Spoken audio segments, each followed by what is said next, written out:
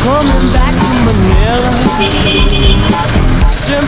Manila is known as the capital of the Philippines, so it is the first destination of locals and international tourists visiting the Philippines, as well as the Filipinos visiting or returning to the Philippines after residing in another country.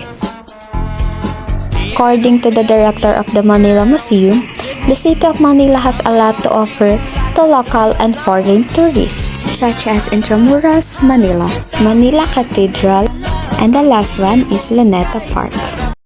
Intramuros is a walled city in the Philippines that is located inside the metropolitan Manila. Intramuros comes from a Spanish phrase which means inside wall, and it refers to the fortified city built by the Spanish conquistador Miguel Lopez de Legazpi at the mouth of the Pasig River shortly after 1571. Its purpose is to be the Spaniards' political and military base in Asia. Grand administrative establishments, as well as religious and educational institutions, thrive within Intramuros, where only the nation's most powerful clans, mostly from Spanish descent, could settle. Intramuros, also known as the Walled City, is a historical and culturally significant location. With its cobbled streets and well-preserved architecture from 100 years ago, you'll wonder if you're still in the Philippines. That is why many visitors and locals both decide to take an Intramuros tour whenever they visit the city. Between the Intramuros wall are the traces of 300 years of Spanish rule in the form of grand churches and colonial houses. While you can roam the streets on your own, a historic Intramuros walking tour is the best way to have a better understanding of the country's history. Intramuros became historical because it plays an important part to our country's history. It is one of the popular destinations for a visitor to our hometown. It is the oldest district and is called the Walled City. Historically, it is the seat of the Spanish government when they colonized the Philippines. One more thing that makes Intramuros historical is the Port Santiago, which is where our national hero Dr. Rizal was detained before his execution. It was located on the Pasig River, where it was constructed in 1590 as a defense against pirates. It is part of the Intramuros section of Manila. Manila Cathedral. The Manila Cathedral is the most recent version of the long-lasting Church of Manila. It was officially known as the Minor Basilica and Metropolitan Cathedral of the Immaculate Conception, located in Plaza Roma, Intramuros, Manila, and Manila's ancient walled city within today's contemporary metropolis. The first church, named La Purísima Immaculada Concepcion, was built between 1571 and 1583 and is dedicated to the Immaculate Conception, a term for the Blessed Virgin Mary, the country's patroness. The cathedral serves as the Archbishop of the Manila's Episcopal See, and the city was destroyed by a fire that burned La Purísima Immaculada Cathedral. From 1760 until 1852, a Baroque-style cathedral was constructed under the direction of Juan de Luna Uguccioni, a Florentine engineer and architect. The cathedral was destroyed when it was struck by an earthquake, and engineer Don Nicolas Valdez renovated the ancient Baroque-style cathedral and transformed it into a neoclassical style church between 1858 and 1868. But a major earthquake devastated the city again in 1868, destroying the cathedral.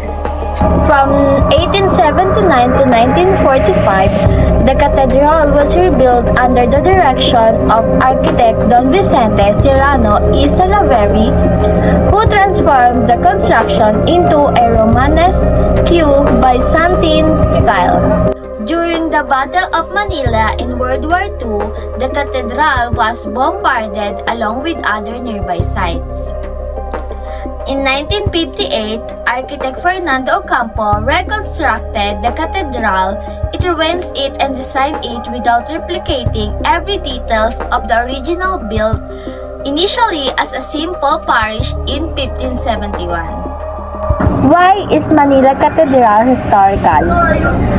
Built initially as a simple parish in 1571, this magnificent structure has experienced countless wars and natural disasters and has hosted countless historical events, including a papal visit from Pope John Paul II and Pope Francis. Its location intramuros is also as historical as the minor basilica itself. Luneta Park, also known as Rizal Park.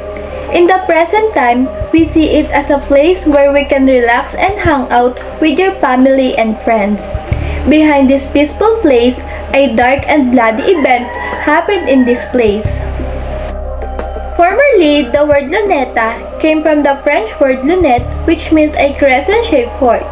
It was the site of La Calzada, the social hub of Manila's elite, or where the rich people go to socialize. The elite use carriage when going to this place.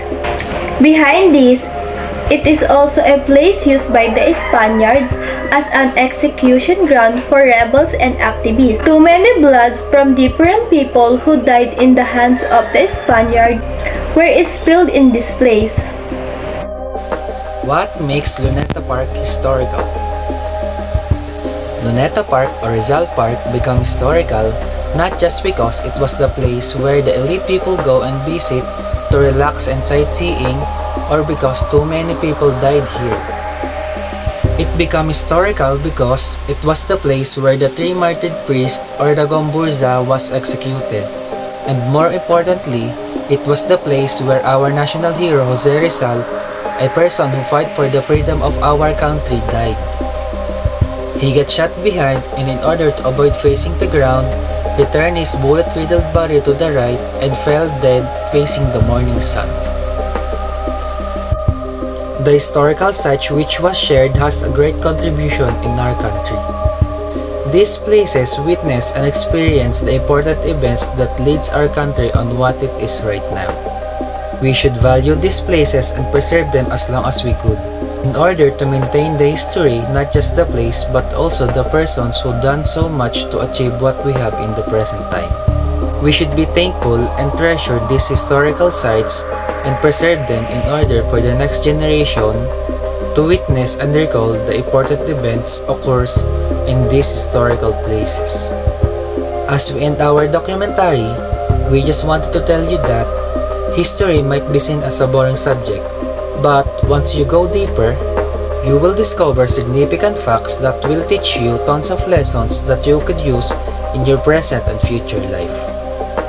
That's all, and thanks for watching!